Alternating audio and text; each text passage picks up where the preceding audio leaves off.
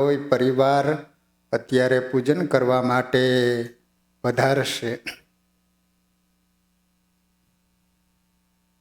પ્રથમ હરિકૃષ્ણ મહારાજના ચરણમાં ચાંદલો કરજો, પછી પોથીજીના. સ્નાતમ ચંદન ચર્ચિતમ નિજ જને પુષ્પસ્રજાલમ કૃતમ પ્રાત સૂર્યમયોખ સેવિત મુખમ શ્રીચંદ્રશાલોપરી કૃત્વા રોટકમેક પાણીતલકે પંક્ત્વાન્ય હસ્તેન તમ પુંજાનમ પ્રવિલોક્ય સેવક ગણાન વંદે સદા સ્વામિનમ.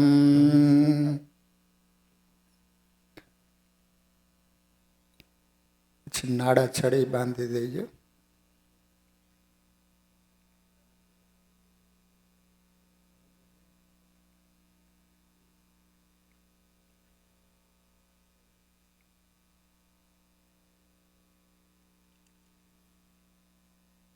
ભવસંભવ ભીતિ ભેદનમ સુખ સંપત કરુણાનિકેતનમ વ્રતદાન તપઃ ક્રિયાફલમ સહજાનંદ ગુરુમ ભજે સદા.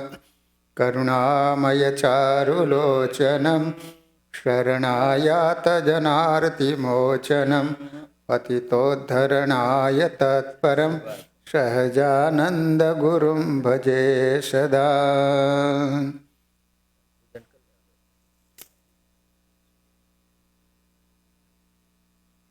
નિજ તત્વપથાવબોધનમ જનતાયા સ્વતયેવ દુર્ગમમ ઇતિ ચિંત્ય ગ્રહીત વિગ્રહમ સહજાનંદ ગુરુમ ભજે સદા. બોલો સ્વામિનારાયણ ભગવાનની જય. ભાઈઓ અને બહેનોના વિભાગમાં આરતી આપજો. ભગવાનની પોથીજીની આરતી ઉતારીશું.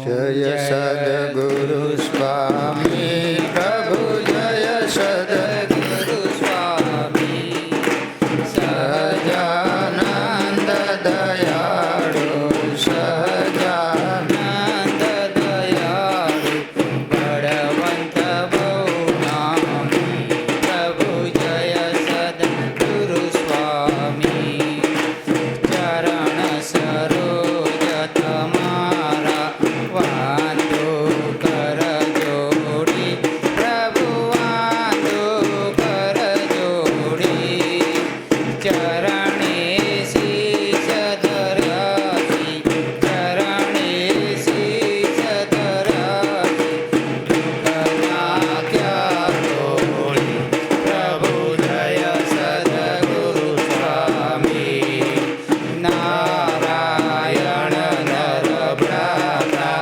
નિજ કુળ તનુધારી પ્રભુ નિજ કુળ તનુધારી પામર પતિત ઉધાર્યા પામર પતિત ઉધાર્યા અગણિત નર નારી પ્રભુ જય સદગુરુ સ્વામી નિત્ય નિત્ય નૌકામાં લીલા કરતા અવિનાશી પ્રભુ કરતા અવિનાશી 68 તીરથ ચરણી 68 તીરથ ચરણી કોટી ગયા દાસી પ્રભુ જય સદગુરુ સ્વામી પુરુષોત્તમ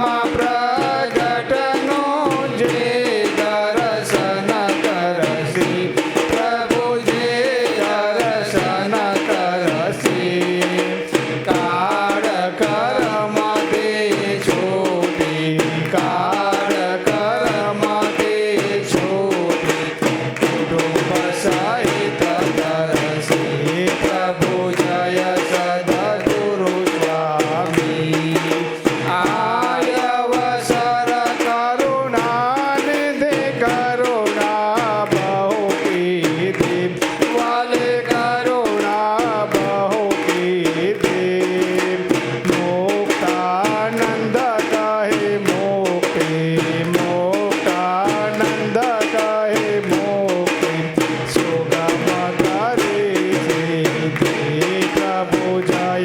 સદગુરુ સ્વામી, જય સદગુરુ સ્વામી, પ્રભુ જય સદગુરુ સ્વામી, સહજાનંદ દયાળુ, સહજાનંદ દયાળુ, બળવંત બહુ નામી, પ્રભુ જય સદગુરુ સ્વામી. દેવાભિવંદનમ આત્માભિવંદનમ આરાર્તિકમ સમર્પયામી. બધા હરિભક્તોને આરતી આપી દેજો અને પોતપોતાના સ્થાને બેસી જાજો.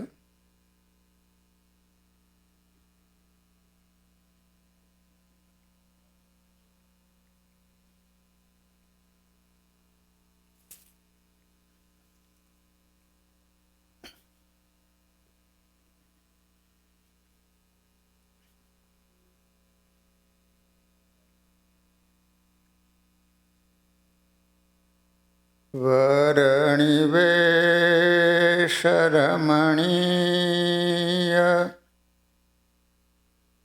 દર્શનમ મંદહાસરુચિરાનનાંબુજમ પૂજિતમ સુરનરો તમેરમુદા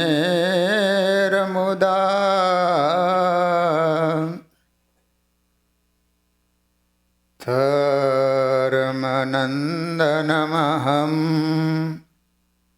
વિચિંતયે.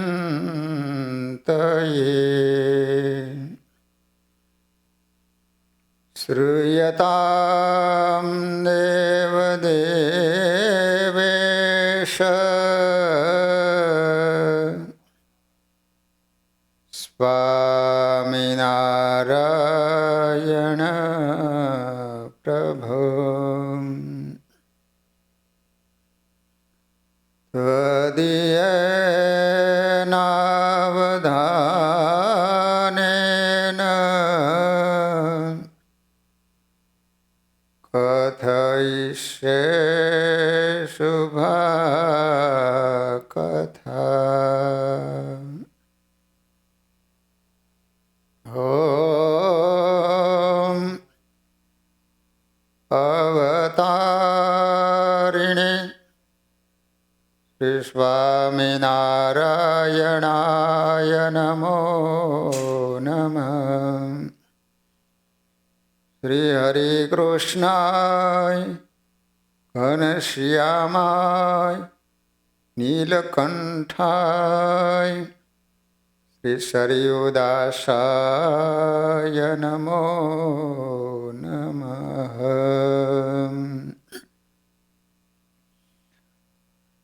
બોલો સ્વામિનારાયણ ભગવાનની, શ્રી હરિ કૃષ્ણ મહારાજની, શ્રી રાધા કૃષ્ણ દેવની, શ્રી નરનારાયણ દેવની, શ્રી લક્ષ્મીનારાયણ દેવની, શ્રી રામચંદ્ર ભગવાનની, શ્રી કૃષ્ણ કનૈયાલાલની, શ્રી વિઘ્ન વિનાયક દેવની, શ્રી કાષ્ટભંજન હનુમાનજી મહારાજની. ઓમ નમઃ પાર્વતી પતયે હર હર મહાદેવ.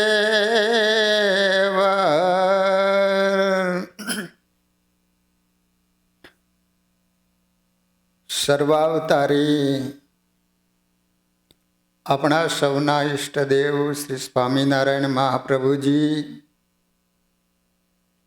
નિજ મંદિરમાં બિરાજતા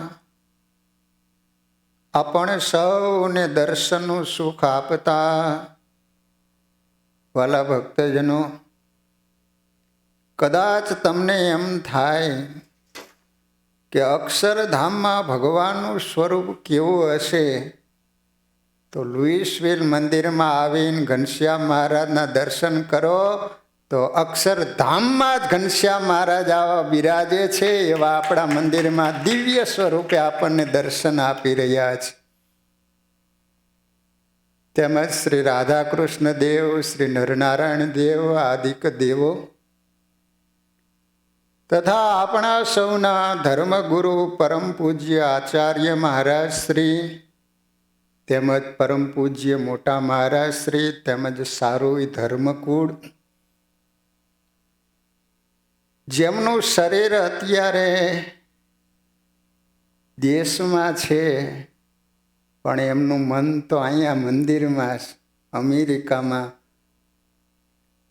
જ્યાં ફક્ત માત્ર 5 હરિભક્તો હતા, પણ આપણા સૌના ગુરુ પૂજ્ય ધર્મવલ્લભ સ્વામી પાયાના પથ્થર બની અને સુંદર આવું નૂતન મંદિર તૈયાર કરાવ્યો અને આ બગીચાનું જતન કર્યું. વાલા ભક્તજનો, 5 હરિભક્તોનો સમુદાય હતો, એમાંથી 150 થી 200 હરિભક્તોનો સમુદાય તૈયાર કર્યો એવા પૂજ્ય ધર્મવલ્લભ સ્વામી, તેમજ એમનું સારું મંડળ.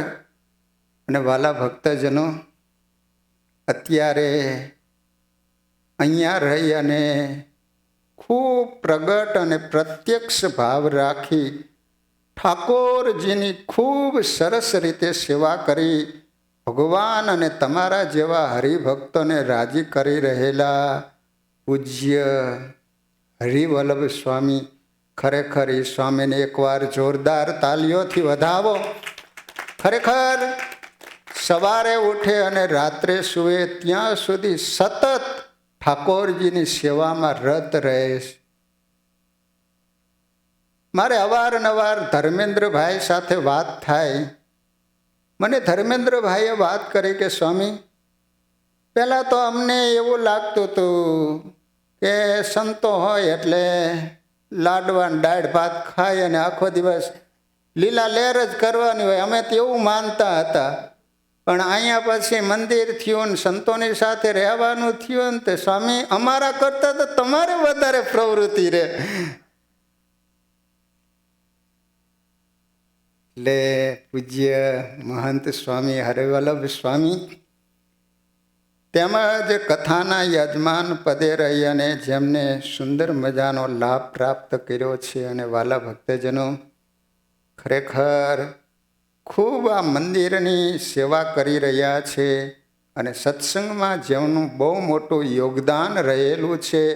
દૈહિક સેવા તો આપે છે, તેમજ આ આખો પરિવાર તન મન ધનથી ઠાકોરજી અને સંતોજીની ખૂબ મોટી સેવા કરી અને સત્સંગને રાજી કરી રહેલા એવા વિષ્ણુભાઈને પણ એકવાર જોરદાર તાલીઓથી વધાવીએ. ખરેખર એમની બહુ મોટી આ મંદિરમાં સેવા છે. આટલો બધો સમય અમેરિકામાં કોણ કાઢી શકે? સવારથી આવે અને આખો દિવસ સાંજે આરતી કરીને 8 વાગે પોતે ઘરે જાય. પાછું મંદિરે જમવાનું નહીં, પાછું ઘરે જ જમવાનું. સંતો આગ્રહ કરે તો એ નહીં કે હું ઘરે જઈને ઠાકોરજી જમાડીશ. આ રીતે અખંડ ભગવાનની તેમજ મંદિરની સારી એવી પ્રવૃત્તિ કરી રહેલા પરમ ભક્તરાજ વિષ્ણુભાઈ તેમજ એમનો સારો પરિવાર તથા મંદિરમાં તેમજ લાઈવ ઘેર બેસી અને કથા શ્રવણ કરી રહેલા શ્રીજી મહારાજના લાડીલા દરેક હરિભક્તોને ઘણા ભાવથી જય સ્વામિનારાયણ, જય સ્વામિનારાયણ. વાલા ભક્તજનો, શાકોત્સવ નિમિત્તે 5 દિવસની શ્રીમદ સત્સંગી ભૂષણ અંતર્ગત તૃતીય અંશની કથાનું આપણે શ્રવણ કરવાનું છે. ખરેખર સત્સંગી ભૂષણ ગ્રંથ એટલે સદગુરુ વર્ય વાસુદેવાનંદ બ્રહ્મચારીએ રચેલો આ ગ્રંથ છે. અને વ્યાપકેશ મુનિ અને જ્યેષ્ઠજીત રાજાનો સંવાદ છે. વડતાલમાં જ્યાં ગોમતીજીનો કિનારો છે ત્યાં વ્યાપકેશ મુનિ જ્યેષ્ઠજીત રાજાને શ્રી હરિના દિવ્ય લીલા ચરિત્રોની કથા સંભળાવી રહ્યા છે. તો હવે સત્સંગી ભૂષણ એટલે શું? તો સતામ સંગ ઇતિ સત્સંગ, સત્સંગ અસ્તિ અસ્ય ઇતિ સત્સંગી, સત્સંગી નામ ભૂષણ ઇતિ સત્સંગી ભૂષણ. હવે સત્સંગ એટલે શું? તો તમે બરાબર યાદ રાખજો. કથા છે ને થોડીક યાદ રાખવાની. અમુકની કેસેટની પટ્ટી બગડી ગઈ હોય એ ફેરા જ કરે, કાંઈ રેકોર્ડિંગ ન થાય. કથા પૂરી થાય ને આપણે પૂછીએ શું કથામાં આવ્યું, તો ઠન ઠન ગોપાલા. અને વાલા ભક્તજનો, કદાચ તમને કથા યાદ ન રહે તો કાંઈ નહીં, પણ તમે કથામાં આવીને બેસો. શાસ્ત્રોમાં ભગવાનની કથાનો એટલો બધો મહિમા બતાવવામાં આવ્યો છે કે રુદંતી સર્વે પાપાની ત્વતસ્ય શ્રવણે ક્ષણે અસ્માકમ પ્રલયમ સદ્ય કથેયમ હા કરીષ્યતિ. ગમે તેવો પાપી હોય પણ જો ભગવાનની કથામાં બેસે તો કથાનો એ મહિમા છે કે સારા પાપમાંથી માણસ મુક્ત બને છે. એટલા માટે તો નિષ્કુળાનંદ સ્વામીએ ભક્ત ચિંતામણીમાં એવું લખ્યું કે હળવે પુણ્ય હોય નહીં હરિકથાનો યોગ. ઓછા પુણ્ય ભગવાનની કથા સાંભળવા માટે ન મળે. આપણે ખૂબ જ ભાગ્યશાળી છીએ કે ભગવાનના સાનિધ્યમાં શ્રીમદ સત્સંગી ભૂષણ ગ્રંથ એની કથા શ્રવણ કરવાનો આપણને ભગવાને સુંદર અવસર આપ્યો છે. નકર એક ભાઈએ ભાગવતજીની કથા બેસાડેલી, તમે પોથી યાત્રા નીકળીને પોથી યાત્રાની અંદર ઓલા ફટાકડા ફોડવામાં આવ્યા ને, તેમાં એક મોટો અવાજ થયો ને, તે કાનમાં ધાક પડી ગઈ. જે યજમાન હતા એને સાંભળવાનું બંધ. તે 7 દિવસ સુધી કથા ચાલી, પછી પાછી પોથીને લઈને ઘરે પધરામણી કરવા માટે જતા હતા, વાંચતા ગાતા ને પાછા ફટાકડા ફોડ્યા. અને મારે ભગવાનને શું કરું, ધાક પડી ગઈ હતી, ખુલ્લી ગઈ, સાંભળવાનું થઈ ગયું.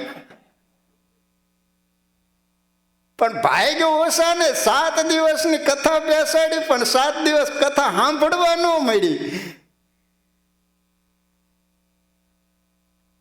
કથા સુણે તે કહી આદિ ભક્તિ, તેથી વધે છે નવધાની વિકતિ. હતા જનો જે જગમાં કુકર્મી, કથા સુણ્યાથી થયા સુધર્મી.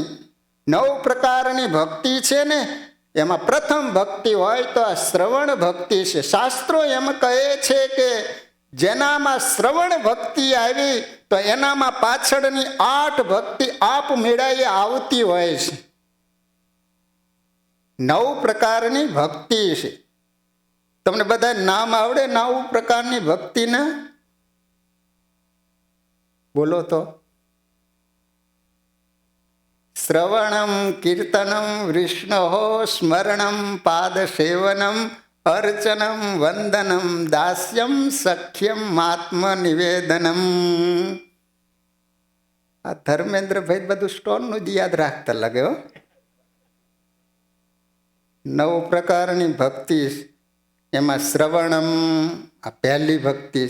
એટલા માટે વિહારીલાલજી મહારાજ કહે છે કે કથા સુણે તે કહી આદિ ભક્તિ. આદિ એટલે પહેલી ભક્તિ. હતા જનો જે જગમાં કુકર્મી, કથા સુણાથી થયા સુધર્મી.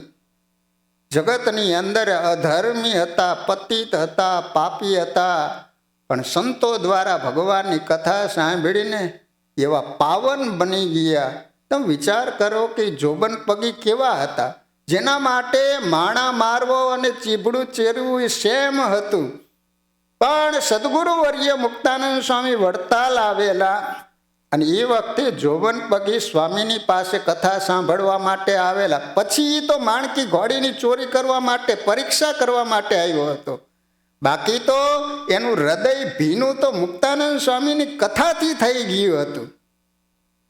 આપણે શ્રીફળ હાથમાં લઈ અને નીચે ઘા કરીએ તો ત્રીજા અને ચોથા ઘાએ શ્રીફળ ફૂટે, એનો અર્થ એવો નથી કે ત્રીજા ઘાએ શ્રીફળ ફૂટ્યું, બાકીના ઘાએ તો પોચું થયું તો છેલ્લા ઘાએ ફૂટ્યું. એને કારણે જોબન પગી મટી ગયા. નહીતર એનું સવારમાં નામ લે અથવા તો એને જોવે ને તો આખો દિવસ બગડે. પણ એવો ભગવાનના ભક્ત બની ગયા કે સવારમાં કોઈ જોબન પગીનું નામ લે ને તો એ આખો દિવસ સુધરી જાય. આજ પણ તમે વડતાલ જાઓ તો પ્રથમ અહીંયા રસ્તાઓ પર જોબન પગીનું સ્ટેચ્યુ આવે છે. શરીરનો મેલ જડેથી જાય, કથા સુણ્યાથી મન શુદ્ધ થાય. હરિ કથા જે સુણે ન કાન, તેને ન થાય હરિનું જ્ઞાન. આપણા શરીર ઉપર કચરો કે મેલ જામી ગયો હોય તો માણસ સ્નાન કરે જળથી તો શરીરની શુદ્ધિ થાય છે. પણ મનને ચોખ્ખું કરવું હોય તો શું કરવું પડે? તો શાસ્ત્રો એમ કહે છે કે ભગવાનની કથામાં આવીને બેસી જાઓ, તમારું મન શુદ્ધ થઈ જશે. મનને ધોવા માટેનું બીજું કોઈ લિક્વિડ મળે છે અમેરિકામાં? અને તમે કે મેં મનને જોયું છે? આજના ડોક્ટરોને પૂછો, આખી બોડી ચૂથાઈ ગઈ હોય, આખી બોડીને તમે સારી કરી આપો છો, આખી બોડીને ઓપન કરતા હોય છે ડોક્ટરો, પણ એને પૂછો કે કોઈએ તમે મનને જોયું છે? મનને તો જે મનને આપણે જોયું નથી એને શુદ્ધ કરવું હોય, ચોખ્ખું કરવું હોય, શું કરવું પડે? તો વિહારીલાલજી મહારાજ એમ કહે છે કે ભગવાનની કથા સાંભળવાથી માણસનું મન શુદ્ધ બને છે. અને ભગવાનની કથા સાંભળવાથી ભગવાનનો મહિમા સમજાય છે કે આપણને મળેલા એ સ્વામિનારાયણ ભગવાન કોણ છે. અને જ્યાં સુધી મહિમા ન સમજાય ત્યાં સુધી એમને મેળવવા માટેની લગ્ની કે તાલાવેલી લાગતી નથી. આપણે સૌને ડોલરનો મહિમા સમજાણો છે તો ડોલર મેળવવા માટે આપણે કેટલી બધી મહેનત કરીએ છીએ, રાત્રિ દિવસ ઉજાગરા કરવા પડે તો કરીએ છીએ. એનું કારણ શું?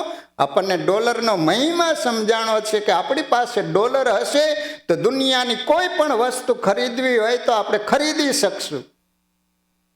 એ જ રીતે જો મને તમને ભગવાનનો મહિમા સમજાઈ જાય તો લોયાનું 3જું વચનામૃત વાંચો.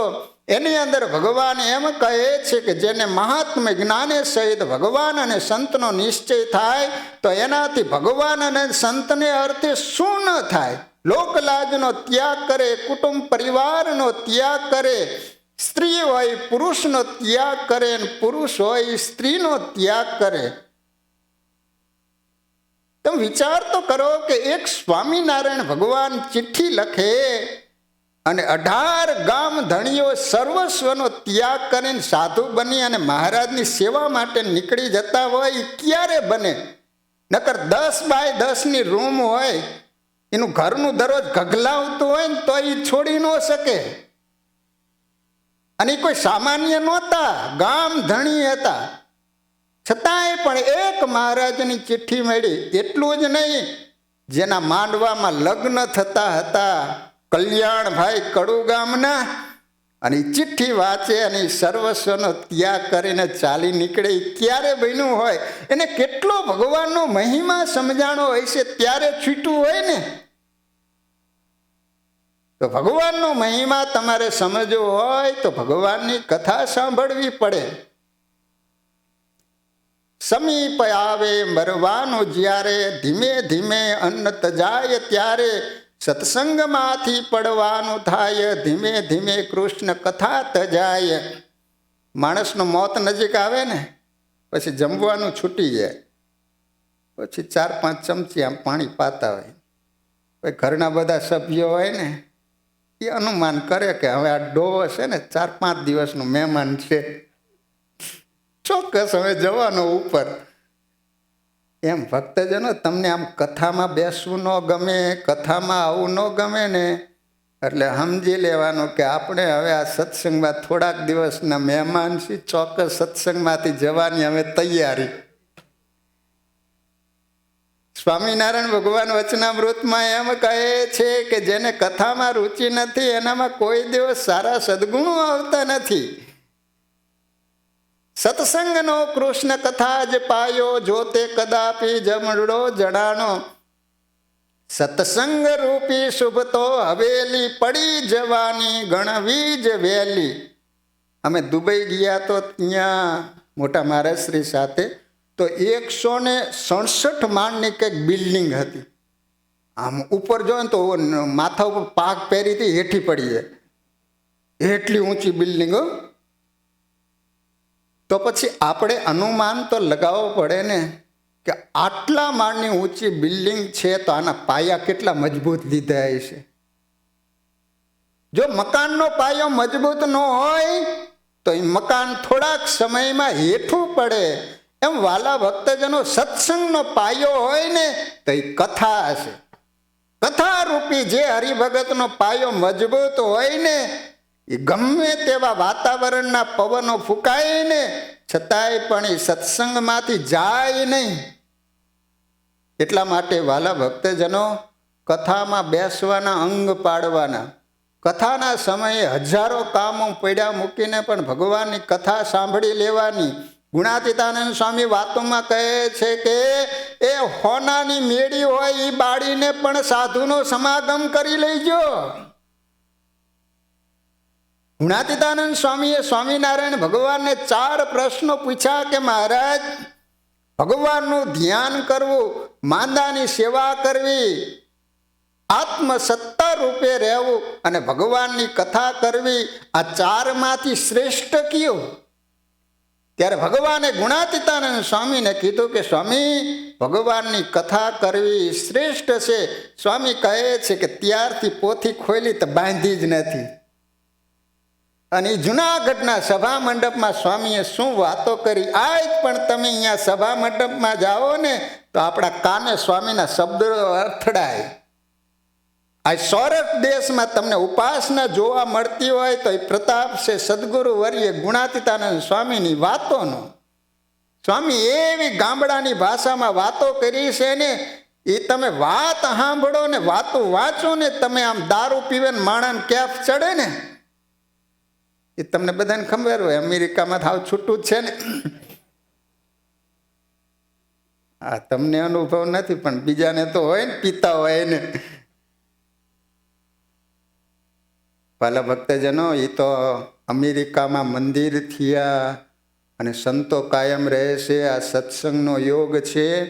એટલે આપણા દીકરા દીકરીઓ યુવાન હોવા છતાં, આટલું બધું હાવ છૂટું ઓપન હોવા છતાંય પણ આપણા હરિભક્તોના દીકરાઓમાં કોઈનામાં વ્યસન નથી. એનું કારણ માત્ર ને માત્ર સ્વામિનારાયણ ભગવાનની દયા અને આ સત્સંગનો પ્રતાપ છે. નહીતર પૈસો હોય ને આવું છૂટું હોય, કોઈ ના પાડનારું ન હોય તો કયો માણસ રહી શકે? છતાંય પણ ભગવાનની કૃપા તો જુઓ. આવા રજોગુણી દેશની અંદર રહેવા છતાંય પણ કોઈ પણ હરિભગતના દીકરામાં નાનામાં નાનું વ્યસન તમને જોવા ન મળે. તો ગુણાતીતાનંદ સ્વામીની તમે વાતો વાંચો ને તો આમાં બળ મળે. ભગવાન ભજવાનું, ભગવાનને અર્થે કંઈક કરી છૂટવાનું તમને તાન જાગે. તો વાલા ભક્તજનો, પ્રથમ હું તમને સત્સંગી ભૂષણ જે શબ્દ છે એનો અર્થ કરી બતાવું. સતામ સંગ ઇતિ સત્સંગ, સત્સંગ અસ્તિ અસ્ય ઇતિ સત્સંગી, સત્સંગી નામ ભૂષણ ઇતિ સત્સંગી ભૂષણ. તો એમાં પ્રથમ સત. સત એટલે સત શબ્દેન પરબ્રહ્મ સાધવશ્ચ તદાશ્રિતા પ્રોક્તાસ્તદીયો ધર્મશ્ચ શાસ્ત્રમ ચૈતત્રિકાશ્રયમ. સત્સંગ એટલે શું?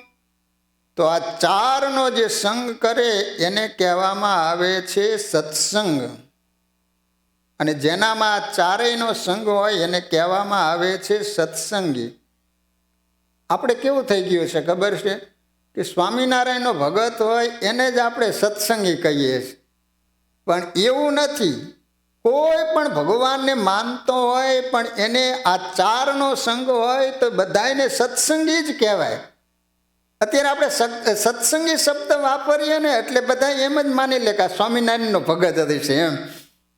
સત્સંગી બોલે એટલે એને જ માને એમ. પણ એવું નથી. જેને આ ચારનો સંગ હોય એ કોઈ પણ ધર્મને માનતો હોય કે કોઈ પણ અવતારોને માનતો હોય, બધાને સત્સંગી જ કહેવાય. તો યાદ રાખજો કે ક્યાં ચાર? તો કહે છે કે સત શબ્દે ને પરબ્રહ્મ. સત એટલે ભગવાન, સત એટલે એમના સાધુ, સત એટલે ધર્મ અને સત એટલે શાસ્ત્ર. આ ચારનો જેને સંગ હોય એને કહેવામાં આવે સત્સંગ. તો હવે કદાચ આપણને પ્રશ્ન એવો થાય કે આ ચારનો સંગ કઈ રીતે કરવો? અત્યારે ભગવાન મનુષ્ય સ્વરૂપે તો છે નહીં કે ભગવાનનો આપણે સંગ કરી શકીએ. અત્યારે તો ભગવાન મૂર્તિ સ્વરૂપે આપણી સામે છે. તો સત્સંગી જીવનની અંદર સતાનંદ સ્વામીએ એની વ્યાખ્યા કરતા એમ કહ્યું છે કે ભગવાનની પૂજા કરવી, ભગવાનની સેવા કરવી એ ભગવાનનો સંગ કર્યો કહેવાય. પછી સાધુનો સમાગમ કરવાનો, સાધુનો સંગ કરવાનો. સાધુનો સંગ શું કરવાનો? સંતો હોય તો એના દ્વારા કથા વાર્તા સાંભળવી, માંદા સંતો હોય તો એ માંદા સંતોની સેવા કરવી, સાધુનો સંગ કર્યો કહેવાય. ધર્મનો સંગ કઈ રીતે કરવાનો? તો ગમે એવો આપતકાળ પડે છતાંય પણ ક્યારે ધર્મને છોડે નહીં, એનું નામ કહેવામાં આવે છે ધર્મનો સંગ. તો આપણે બહાર નીકળ્યા હોય, સાંજ સુધી જમવાનો ક્યાંક મેર પડ્યો ન હોય, ક્યાંક ગોટા તળા સુગંધ આવે, આહા શું ગોટા છે, અને આપણે ખાવા માટે ઉપડી જાય તો એને ધર્મનો સંગ નો કર્યો કહેવાય. વઘારેલા મરચા, ધર્મેન્દ્રભાઈ વઘારેલા મરચા ભાવતા લાગે, સંગીતાબેન કરી દેતા લાગે. એટલે ગમે તેવો આપતકાળ પડે છતાંય પણ ધર્મને છોડે નહીં તો એને ધર્મનો સંગ કર્યો કહેવાય. અને શાસ્ત્રનો સંગ એટલે શું? વચનામૃત છે, ભક્ત ચિંતામણી આદિ ગ્રંથોનું જે વાંચન કરવું ને એને શાસ્ત્રનો સંગ કર્યો કહેવાય. તો આ રીતે ચારનો જે સંગ કરે એનું નામ કહેવાય સત્સંગી.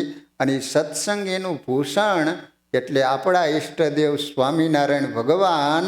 એ સ્વામિનારાયણ ભગવાનના ચરિત્ર યુક્ત એવો જે ગ્રંથ એનું નામ છે સત્સંગી ભૂષણ. વાલા ભક્તજનો, ગ્રંથના રચયિતા છે વાસુદેવાનંદ બ્રહ્મચારી. અને કથાનો સંવાદ વ્યાપકેશ અને જ્યેષ્ઠ મુનિ, જે તાવી ગામના જ્યેષ્ઠજીત રાજા હતા, વડતાલમાં ગોમતીજીને કિનારે એમને દિવ્ય ભગવાનના લીલા ચરિત્રોની કથા સંભળાવી રહ્યા છે. ભલા ભક્તજનો, મને વિચાર એવો આવ્યો કે સત્સંગી ભૂષણ ગ્રંથ એમાં પ્રથમના 2 અંશ છે, એની તો કથા લગભગ તમે વારંવાર સાંભળતા હોવ છો. પણ તૃતીય અંશની અંદર બધા ભગવાનના નવા ચરિત્રો આવે છે. તો મને એમ થયું કે ભગવાનના ભક્તોની આગળ થોડાક નવા ચરિત્રોની કથા કરીએ તો બધા ભક્તજનોને આનંદ આવે. સત્સંગી ભૂષણના 5 અંશ છે. જે રીતે સત્સંગી જીવનની અંદર 5 પ્રકરણ છે, તો આની અંદર અંશ રાખવામાં આવ્યા છે. તો એમાં ત્રીજા અંશની અંદર પ્રથમ મહારાજ ગઢપુરમાં બિરાજે છે. એ વખતે પ્રભુએ કાળને આજ્ઞા કરી છે કે અત્યારે પૃથ્વી ઉપર પાપ વધી ગયું છે, તો તમે તમારું ચક્ર ચલાવો. કેમ? અત્યારે ભગવાને કોરોનાને આજ્ઞા કરી કે અત્યારે પૃથ્વી ઉપર પાપ વધી ગયું છે, તારું ચક્ર ચલાવ. અમેરિકા જેવો દેશ છે એને ભાખોડિયા કરી દીધો. પણ તો માણા પાછા તો ન પડ્યા, પાછા એવા ને એવા થઈ ગયા. મને એમ થયું કે આટલો બધો રોગચાળો વધ્યો છે તો હવે માણસો કાંઈક માંસ ખાવાનું છોડી દેશે, પ્રાણીઓની હિંસા કરવાનું છોડી દેશે. પણ પાછા એવા ને એવા સંતો કહી એનું કરવું કેમ, સભા મંડપ છોડ્યા પછી એમનું એમ. ભગવાને વિચાર કર્યો કે હવે દુષ્કાળ પડશે, કાળને આજ્ઞા કરી છે એટલે મારા જે ભક્તો છે ને એને ચેતાવી દઉં, બધા એને જાણ કરી દઉં કે આવતા વર્ષે દુષ્કાળ પડશે, પાણીનું એક પણ ટીપું પડવાનું નથી. માટે રૂપિયા અને ધન કાઢીને પણ તમે અનાજનો સંગ્રહ કરજો. દુષ્કાળના સમયમાં પૈસા દેતા પણ અનાજ મળશે નહીં. ભગવાને બધાએ સંતોને બોલાવી અને આજ્ઞા કરી છે કે સંતો તમે ગામો ગામ જઈને જે સત્સંગી મળે એ બધાને કહેતા જાયજો કે આવતા વર્ષે દુષ્કાળ પડવાનો છે, માટે તમે બધા અનાજનો સંગ્રહ કરજો. તમે સાંભળો ભક્ત સમાજ, સૌ સંઘરી લેજો અનાજ. કદી આવે આપત્તિ જો યંગ, તોય ન છોડશો સતસંગ. સૌ સંતોએ કહ્યું એમ, સત્સંગમાં વિચારો તેમ. સત્સંગીને ચેતવી દેજો, અન્ન સંગ્રહ કર્યાનું કહેજો. સ્વામિનારાયણ ભગવાને મુક્તાનંદ સ્વામીને કહ્યું છે કે સ્વામી તમે તવરાના મેળામાં જાઓ, કારણ કે ત્યાં કેટલાય હરિભક્તો આવશે. મહારાજ કહે છે કે સ્વામી અમારે તવરાના મેળામાં જવાનું હતું પણ અમારે